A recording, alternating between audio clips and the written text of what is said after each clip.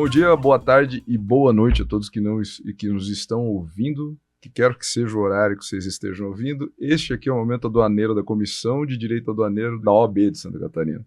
E hoje eu vim aqui para trazer o Dr. Diogo Bianchi Fasolo. A gente vai falar um pouco sobre direito aduaneiro sancionador, responsabilidade objetiva e alguns outros tópicos que são um pouco polêmicos. Antes da gente começar, eu queria avisar todo mundo que a Comissão de Direito Aduaneiro está aí sempre à disposição de todos, aguardando novos membros. Quem tiver interesse, se inscreva, né, participe, ajude, né, para a gente tornar cada vez mais o direito aduaneiro aqui em Santa Catarina cada vez mais desenvolvido. Hoje a gente está aqui no primeiro Congresso Estadual de Direito Aduaneiro, e que já foi um grande sucesso, né? Mas é aquela coisa, os anos seguintes a gente tem muito a fazer. Bom, Diogo, seja muito bem-vindo ao nosso podcast e, cara, conta um pouco da tua jornada, da tua história e fala pra gente aí o que é o direito aduaneiro sancionador. Muito obrigado, Bruno. Primeiramente, eu preciso parabenizar todos os membros da Comissão Estadual de Direito Aduaneiro de Santa Catarina pelo excelente congresso, excelente organização, grandes nomes do direito aduaneiro, fomos todos muito bem recebidos aqui, uma grande iniciativa que precisa ser parabenizada e frisada, especialmente por poder permitir para nós discutir num ambiente muito favorável questões interessantíssimas como o direito aduaneiro sancionador. Para quem não é da área ou para quem está chegando agora, a questão de 5 a 10 anos atrás, falar em direito aduaneiro sancionador já levantaria um questionamento. Isso existe? Falar em direito aduaneiro já era difícil uns 15 anos atrás, e falar de direito aduaneiro ainda é, e falar de direito aduaneiro sancionador mais ainda. E o que eu vejo hoje é que isso já é aceito e entendido como necessário.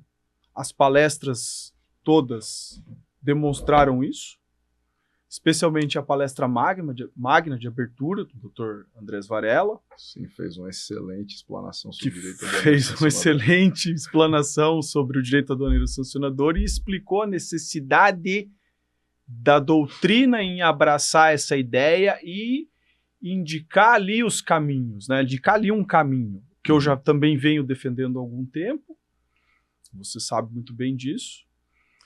Indicar um caminho para a gente tentar começar a resolver alguns problemas, como o problema da responsabilidade objetiva, que é um paradigma muito enraizado na nossa legislação, no qual se inverte o ônus probatório para o imputado, no caso o importador, e que tem consequências gravíssimas, dentre as quais a consequência de que ele precisa produzir prova de sua boa-fé, o que é algo dificílimo de ser feito e até, eu diria que, desumanizante. Você precisar provar sua boa-fé. Quem precisa provar minha má-fé é quem está me acusando, me imputando uma conduta, né? E o direito aduaneiro sancionador acaba servindo como uma caixa de ferramentas, eu diria, com várias opções para você conseguir solucionar aquele problema. Né? Que foi justamente o que você falou, né? De encarar o importador de uma outra maneira, né? Sim. Foi isso que você falou na sua palestra. E eu acho que a tua alegoria da caixa de ferramenta ela é muito bacana, né? Porque você joga a ideia de que estamos usando martelo para resolver todos os problemas, quando a gente tem parafusos, porcas, a gente tem todo outro tipo de coisa e temos um emaranhado aqui, ou melhor, uma grande variedade de ferramentas que a gente poderia utilizar, a gente literalmente está usando muito. Exatamente, exatamente. Numa época que se estudava a legislação isso há pouco tempo atrás até, de uma maneira, eu diria que até fria, né? Você só estuda a legislação para aplicá-la sem questioná-la, sem criticá-la. Isso eu acho que já ficou para trás. E aí ali que entra realmente o direito aduaneiro sancionador, com uma visão crítica, não como uma visão legitimadora. Sim. Eu tenho a impressão de que o direito aduaneiro sancionador, pelo menos do jeito que a gente tem trabalhado, me lembra muito a teoria garantista da escola do Rio Grande do Sul, né? Principalmente quando a gente pega ali o Saulo de Carvalho, aqueles outros criminalistas ali, que eles veem assim, não, pera lá, a gente tinha antigamente a doutrina do Júlio Fabrini Mirabetti,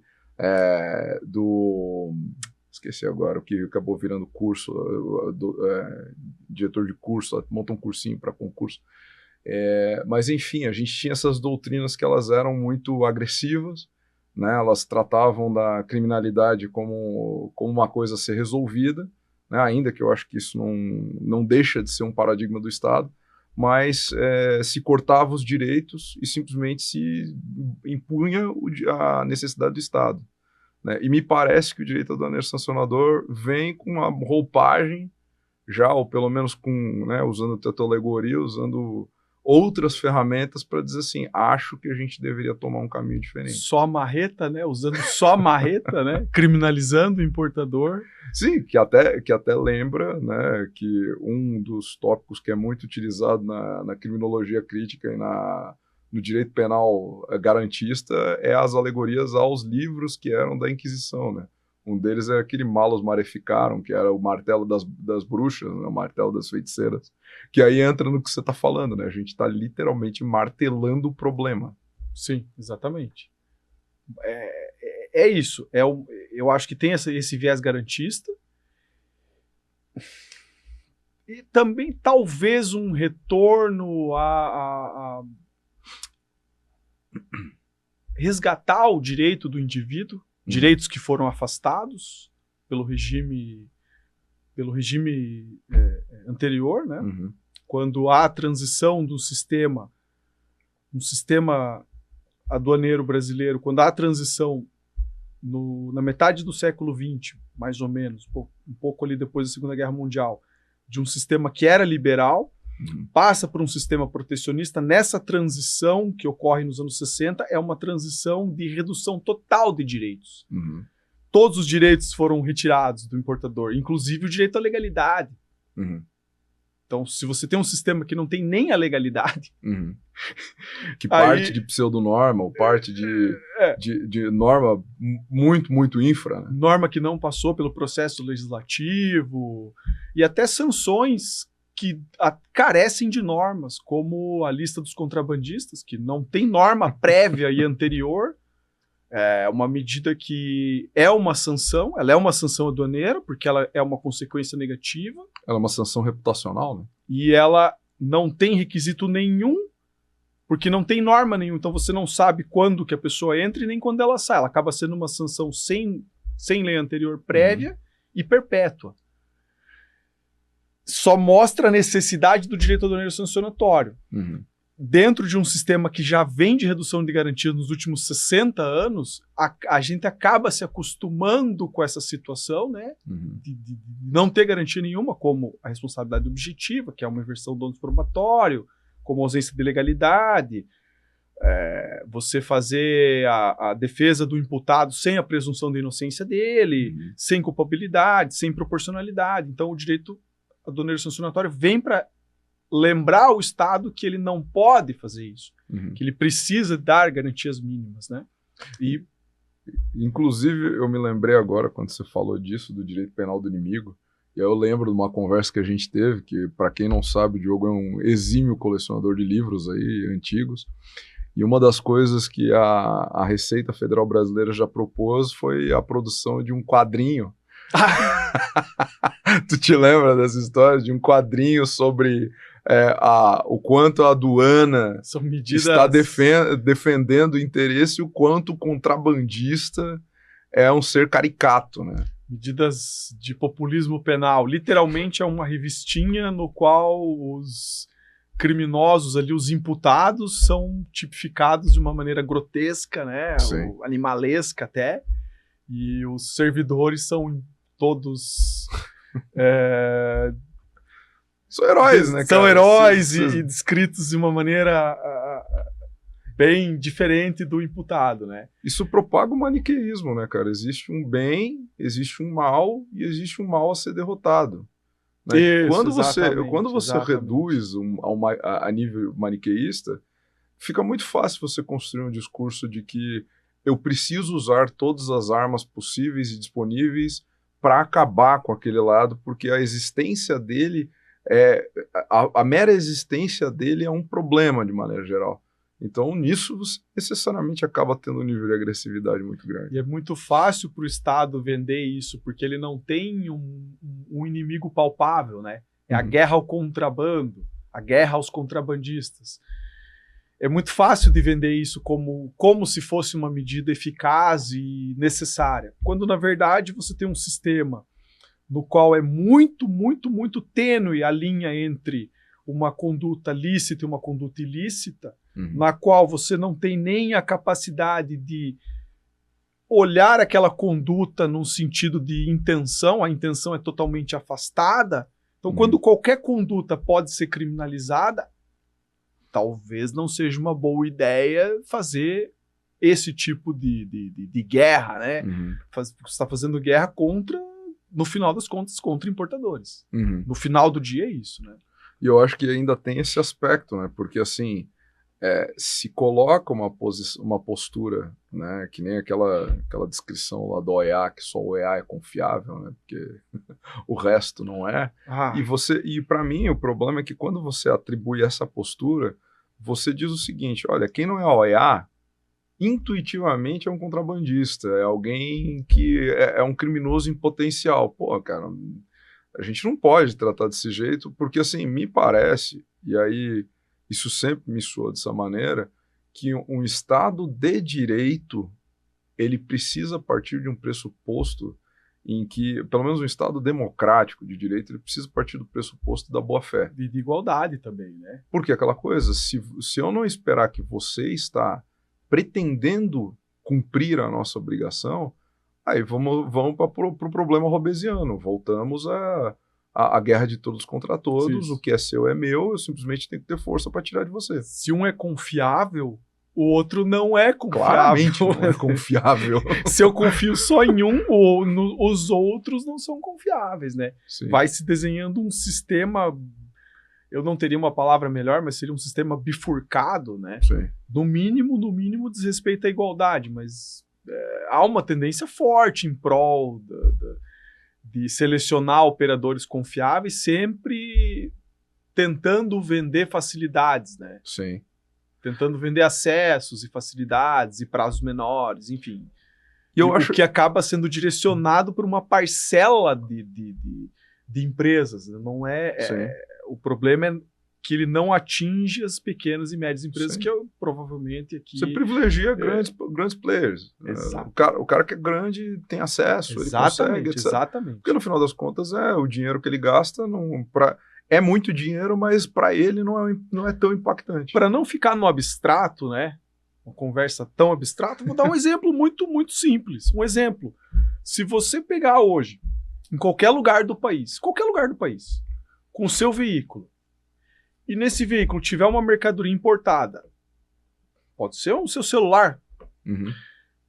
Teoricamente, esse celular, se ele não tiver prova da importação regular dele, ele pode ser apreendido. Sim. Independentemente da sua conduta, porque a responsabilidade é objetiva. Se o celular for apreendido, o veículo também é. Sim. Porque existe uma sanção direcionada à mercadoria e outra ao veículo transportador. Em qualquer lugar do Brasil, do território nacional. Sim. Teoricamente, é uma sanção possível de acontecer. E acontece com muita frequência. Mas tu não precisa ir muito longe, a gente pega a questão dos containers. Container, de maneira geral, né, até onde eu sei, não se produz container dentro do Brasil. Então, 100% dos containers são importados e eles entram em regime de admissão temporária com a modalidade especial deles. Eu já vi várias circunstâncias de auditores batendo naquelas empresas que fazem casas em container, e hoje está muito comum em obra se utilizar meio container para poder virar casa de empreiteiro ali, para o pedreiro poder guardar ferramenta, algum estoquezinho. E os caras chegam lá para o dono e dizem assim, escuta, eu quero que você me demonstre que a aquisição foi regular. Aí o cara pode até apresentar uma nota fiscal, mas o auditor vai dizer, tá, mas eu quero ver se teve a declaração de importação. A nota é ignorada, né? Porque assim, eu quero saber se houve extinção correta do regime. Sim, sim. Porra, cara, tu tá de sacanagem. Pra tu teres ideia, uma vez um cara apareceu lá no escritório, ele tinha vários containers que ele trabalhava, tal, e alugava, e um dos containers que ele tinha, ele pegou na praia. Assim, ó, o container estava abandonado, muito tempo lá. Aí ele chegou pra polícia e disse assim, alguém é dono desse container? Aí a polícia, não, ninguém é dono, isso aí tá aí há anos já dele. Posso tirar daqui? O cara, não, fica à vontade. O cara tirou o container e levou. A Receita Federal deu perdimento no container porque não tinha introdução regular. Sim, eu já vi casos assim e foram bem comuns numa época, né? Sim. Uma época em que talvez a Receita precisasse de alguns containers para ela, e aí isso realmente aconteceu. Dentro de um sistema sancionatório muito, muito, muito repressivo, dentro desse sistema aduaneiro protecionista que privilegia totalmente a acusação e reduz tantas garantias do imputado, isso é plenamente não só possível, como ocorreu e ocorreu muito. Sim. Só que a gente não pode esquecer que esse sistema não foi sempre assim. Sim. Isso ocorreu e vem ocorrendo nos últimos aí 50, 60 anos, mas o nosso sistema aduaneiro tem mais de 200. Sim. Se você computar de fato o que os doutrinadores consideram como o início do sistema aduaneiro do Brasil, 1808 a 2025, uma boa parte desse período, até mais ou menos 1960, nós tínhamos um sistema garantista em vigência, no qual a aduana não podia atuar fora da zona primária. Ela atuava só em zona primária. E com uma legislação, à época já, responsabilidade subjetiva, necessidade de comprovação de fraude, e mesmo assim limitada territorialmente. Aí quando você tira essas amarras territoriais e amplia para todo o território nacional e tira todos esses requisitos que seriam necessários para aplicar uma sanção, aí você já consegue perceber como isso é problemático. Cara, vamos encerrando aqui, que a gente ainda tem mais uns 5 minutinhos, mas, Diogo, eu queria aproveitar para te perguntar e pedir a tua opinião sobre o SEJU, já que a gente está falando de direito aduaneiro sancionador. O SEJU é um órgão administrativo que não produz jurisprudência, então ele não serve para nada. não cria contexto. Porque a ideia é que o administrado, que as pessoas, que os intervenientes cumpram a jurisprudência, né, sigam a jurisprudência, ele quer ser orientado, até porque o Estado, o governo central, precisa controlar o que seus funcionários fazem, o que seus servidores fazem. Sim. É indispensável que o tribunal publique na íntegra o caso, para a população ter acesso e cumprir, e para o governo central ter o controle sobre aquilo que está sendo feito. Um órgão que não publica na íntegra suas decisões não serve para absolutamente nada.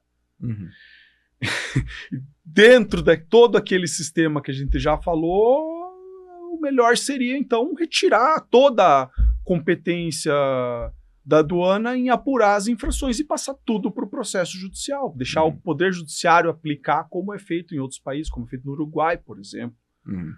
Então, a minha opinião sobre o SEJU é essa. É um órgão que garante o sigilo do julgador.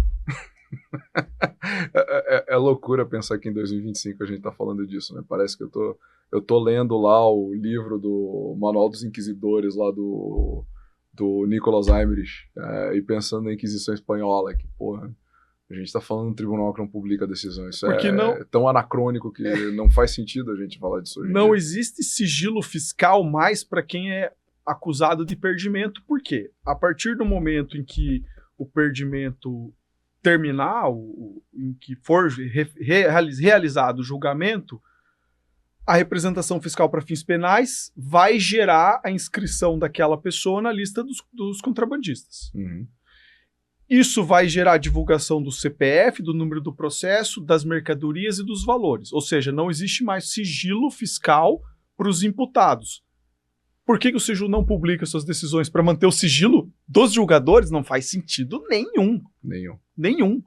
Eu consigo te dizer todas as decisões que aplicaram perdimento no Brasil desde 1832, com a criação do Tribunal do Tesouro Nacional, Tribunal do Tesouro.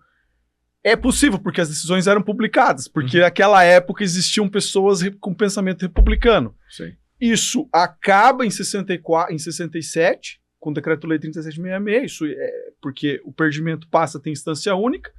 Com o SEJU, esperávamos que aí se abrisse a caixa preta, porque ninguém sabe o que aconteceu nesse período, de 67 a 2024, né?